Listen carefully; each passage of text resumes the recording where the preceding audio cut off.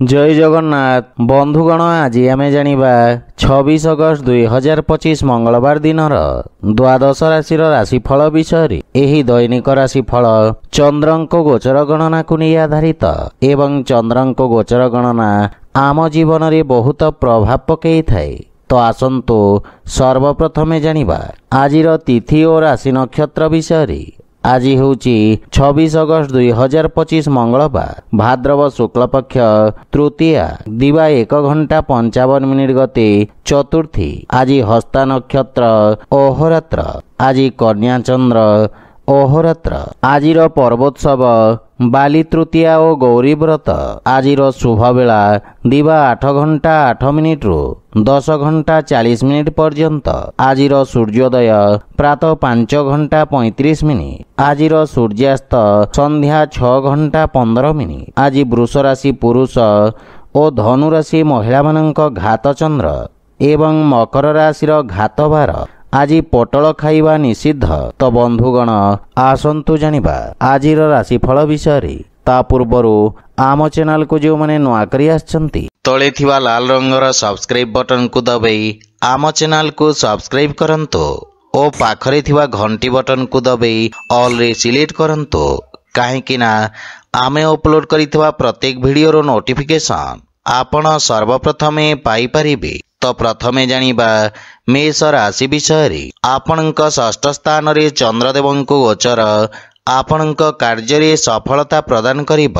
आपण निज बुद्धिबल और चातुर्य बल रे शत्रु मानंको परास्त करिबे एवं संभावनार नूतन द्वार खोलिब। योजनाबद्ध भाव रे करा जाइथिबा निवेश आर्थिक सफलता प्रदान करिब। पारिवारिक जीवन रे आपणक संपर्क को सुदृढ़ करिबा एवं मानसिक विकृति दूर करिबारे पत्नीक एक गुरुत्वपूर्ण अवदान रहिब। परिवार सदस्यंक पूर्ण सहयोग प्राप्ति हेब एवं नूतन कार्य आरंभ करिबारे आपणको सहाय्य करिबे। पितामातांक आशीर्वाद और मार्गदर्शन रु आपण उपकृत हेबे। आर्थिक स्थिति मजबूत हेबाकु लागिब। शेयर मार्केट आदि रे निवेश लाभदायक सिद्ध हेब एवं स्वास्थ्य अवस्था रे पुराना रोगरु मुक्ति मिलिब किंतु संक्रमण रु सावधान रुहंतु। आज आपण ओं हं हनुमते नमः मंत्र जप करंतु शुभ फल पाइबे। वृष राशि आपणक राशि रु पंचम भाव रे चंद्रदेवंको गोचर आपणको नूतन शक्ति एवं सकारात्मकता सहित आपणक कार्य क्षेत्र रे बड़ परिवर्तन आनिबार क्षमता प्रदान करिब। व्यवसाय विस्तार करबाको विशेषज्ञक परामर्श उपयोगी सिद्ध हेब एवं कार्य क्षेत्र रे विविधता आसिब। विद्यार्थी छात्र छात्री माने गुरुजनक समर्थन पाइबे। पारिवारिक जीवन रे संतान पक्षरु आकस्मिक सुखद समाचार प्राप्ति हेब एवं संतान आपणक आज्ञार पालन करिबे। व्यवसाय रे सान किंबा परिवार सदस्यंक परामर्श अनुसरण करी लाभ एवं विस्तार हेब। आपण संतानंक योजना गुडी करी पूर्ण समर्थन और सहयोग प्रदान करिबे। आर्थिक स्थिति उत्तम अनुकूल रहिछि। वाणिज्य व्यवसाय क्षेत्र रे आंशिक लाभर संभावना रहिछि एवं स्वास्थ्य अवस्था रे उच्च रक्तचाप किंबा मधुमेह रे पीड़ित रोगी आराम पाइबे। आज आपण गोमातांको खाइबाकू दियंतु शुभ फल पाइबे। मिथुन राशि आपणक चतुर्थ भाव रे चंद्रदेवंको गोचर आपणक सुख साधन रे ह्रास करिब। किछि अनावश्यक समस्या श्रुतः भाव रे उपजी पारे। कार्य क्षेत्र रे केही निज लोक आपणक विरुद्ध रे षडयंत्र करि पारंती सेथिपई विशेष सावधान रहंतु अन्यथा क्षतिर संभावना रहिछि। छात्र छात्री मानक पई एही समय सामान्य संघर्षपूर्ण रहिब एवं सफलता पाइबा पई छात्र छात्री मानंको अधिक परिश्रम करबाकू पड़िब। पारिवारिक जीवन रे किछि गृह उपकरण खराब हेबा कारणरू गृहर सुख सुविधा रे किछि व्याघात होई पारे। आपणक जीवन सामान्य चापग्रस्त रहिब किंतु वैवाहिक दाम्पत्य जीवन रे परस्पर मध्य रे उत्तम बुझाबणा रहिब किंतु छोट छोट कथा प्रति ध्यान दियंतु नहीं अन्यथा परिवार रे वाद विवाद उत्पन्न होई पारे। आर्थिक स्थिति क्षेत्र रे आर्थिक क्षतिर संभावना रही। असुरक्षित निवेशरू ଆପଣ ଦୂରେଇ ରୁହନ୍ତୁ ଏବଂ ଆର୍ଥିକ ଦେବାନେବାରୁ ଦୂରେଇ ରୁହନ୍ତୁ। କିଛି ସ୍ୱାସ୍ଥ୍ୟଗତ ପରିବର୍ତ୍ତନର ମଧ୍ୟ ସମ୍ଭାବନା ରହିଛି, ସେଥିପାଇଁ ସ୍ୱାସ୍ଥ୍ୟାବସ୍ଥାର ବିଷୟ ଧ୍ୟାନ ରଖନ୍ତୁ। ଆଜି ଆପଣ ହନୁମାନ ଚାଲିସାର ପାଠ କରନ୍ତୁ, ଶୁଭଫଳ ପାଇବେ। କର୍କଟ ରାଶି, ଆପଣଙ୍କ ତୃତୀୟ ଭାବରେ ଚନ୍ଦ୍ରଦେବଙ୍କ ଗୋଚର କାରଣରୁ ଆପଣଙ୍କ ପରାକ୍ରମରେ ବୃଦ୍ଧି ଘଟିବ। ଆପଣ ନିଜ ବ୍ୟବସାୟ କ୍ଷେତ୍ରରେ ଧ୍ୟାନ ଦେଇ ଭବିଷ୍ୟତର ଆହ୍ୱାନଗୁଡ଼ିକୁ ପୂରଣ କରିବା ପାଇଁ ରଣନୀତି ଉପରେ ଧ୍ୟାନ ଦେବେ। ବନ୍ଧୁମିତ୍ର ତଥା ଯୋଗ୍ୟ ବ୍ୟକ୍ତିଙ୍କ ପରାମର୍ଶ ସହାୟକ ସିଦ୍ଧ ହେବ। ଧାର୍ମିକ ଆଧ୍ୟାତ୍ମିକ କାର୍ଯ୍ୟ ପ୍ରତି ଆପଣଙ୍କ ରୁଚି ବଢ଼ିବ।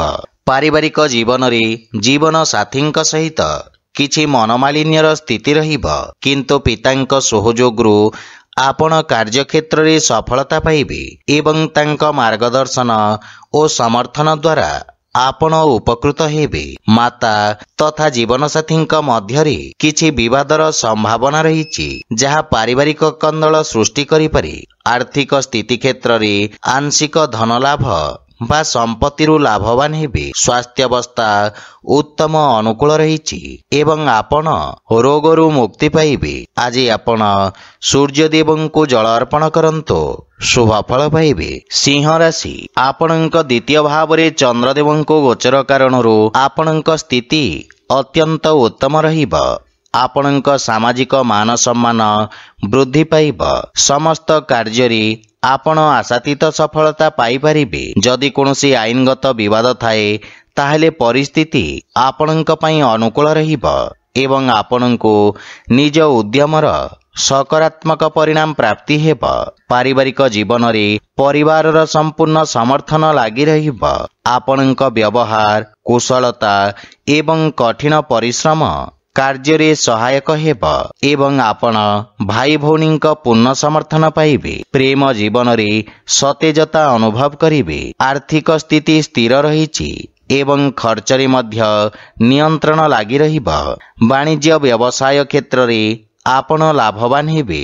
ସ୍ୱାସ୍ଥ୍ୟାବସ୍ଥା ଉତ୍ତମ ଅନୁକୂଳ ରହିଛି, କିନ୍ତୁ ପିତାଙ୍କ ସ୍ୱାସ୍ଥ୍ୟାବସ୍ଥାର ସମ୍ପୂର୍ଣ୍ଣ ଯତ୍ନ ନିଅନ୍ତୁ।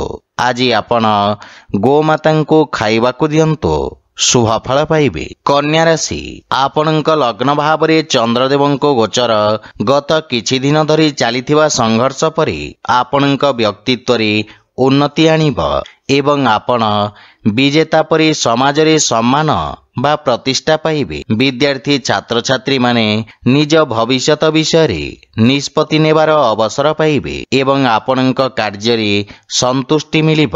ପାରିବାରିକ ଜୀବନରେ ପରିବାର ଏବଂ ଭାଇ ଭଉଣୀଙ୍କ ସମ୍ପୂର୍ଣ୍ଣ ସମର୍ଥନ ଆପଣଙ୍କ ଉପରେ ଲାଗି ରହିବ।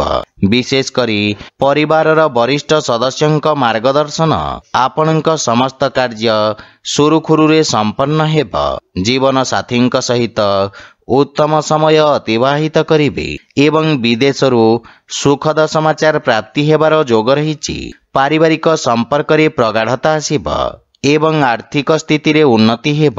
ନୂତନ ଆୟର ଉତ୍ସ ଉତ୍ପନ୍ନ ହେବ, କିନ୍ତୁ ସ୍ୱାସ୍ଥ୍ୟାବସ୍ଥା ସାମାନ୍ୟ ରହିବ ଏବଂ ଆପଣ ମାନସିକ ଚାପରୁ ମୁକ୍ତି ପାଇବେ। ଆଜି ଆପଣ ଅସହାୟ ଲୋକଙ୍କୁ ସାହାଯ୍ୟ କରନ୍ତୁ, ଶୁଭଫଳ ପାଇବେ। ତୁଳା ରାଶି, ଆପଣଙ୍କ ରାଶି ସ୍ଥାନରୁ ଦ୍ୱାଦଶ ଭାବରେ ଚନ୍ଦ୍ରଦେବଙ୍କ ଗୋଚର ଆପଣଙ୍କ ଅନାବଶ୍ୟକ ଖର୍ଚ୍ଚରେ ବୃଦ୍ଧି କରିବ।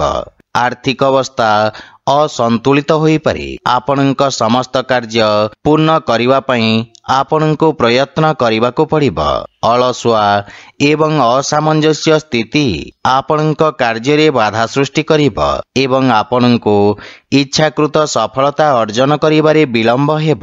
ପାରିବାରିକ ଜୀବନରେ ପାରିବାରିକ ଖର୍ଚ୍ଚ ବୃଦ୍ଧି ପାଇବ। ଜୀବନସାଥୀଙ୍କ ସ୍ୱାସ୍ଥ୍ୟାବସ୍ଥାକୁ ନେଇ ଆପଣ ସାମାନ୍ୟ ଚିନ୍ତିତ ରହିବେ, କିନ୍ତୁ ଭାଇ ଭଉଣୀଙ୍କ ପକ୍ଷରୁ ପୂର୍ଣ୍ଣ ସମର୍ଥନ ପାଇବେ। ସନ୍ତାନ ପକ୍ଷରୁ କୌଣସି ଉତ୍ତମ ଖବର ପ୍ରସନ୍ନତାର କାରଣ ହେବ। ଆର୍ଥିକ ସ୍ଥିତି ଦୁର୍ବଳ ହେବ, ସେଥିପାଇଁ ଅନାବଶ୍ୟକ ଖର୍ଚ୍ଚରେ ନିୟନ୍ତ୍ରଣ ବଜାୟ ରଖନ୍ତୁ ଏବଂ ସେୟାର ମାର୍କେଟ ଆଦି ନିବେଶରୁ ଆପଣ ଦୂରେଇ ରୁହନ୍ତୁ।